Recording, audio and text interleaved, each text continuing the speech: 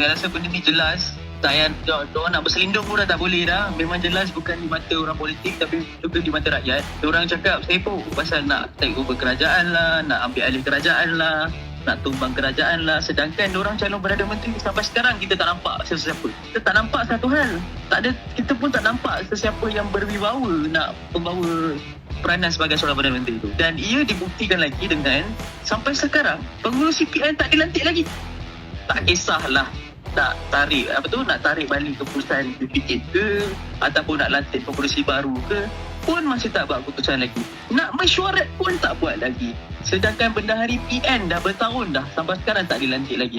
Itulah menunjukkan betapa rapuhnya struktur organisasi Perikatan Nasional ini.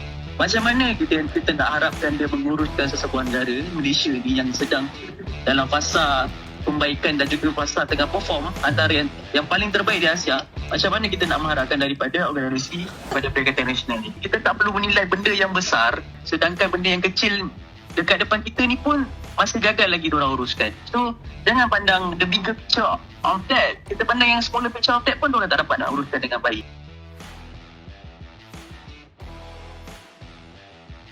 On the side RBN, PAS ni kalau ikut by paper, memang PAS ni dominate MPN. Dia ada memegang ahli parlimen yang paling banyak pun. Dan dia sebenarnya dia yang support sistem PN, bukan Bersatu yang support sistem PN. So, tapi diorang ni digunakan oleh Bersatu ni untuk menggerakkan PN. Tapi yang berkuasa Bersatu. Yalah, itu menampakkan kelemahan pentadbiran orang lah dengan pakai letterhead PAS.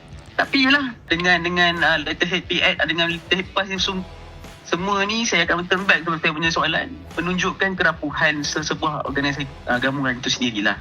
Dan itu menampakkan diorang punya pergabungan ni memang tengah tak baik dan tengah bergaduh, macam retak menanti belah lah.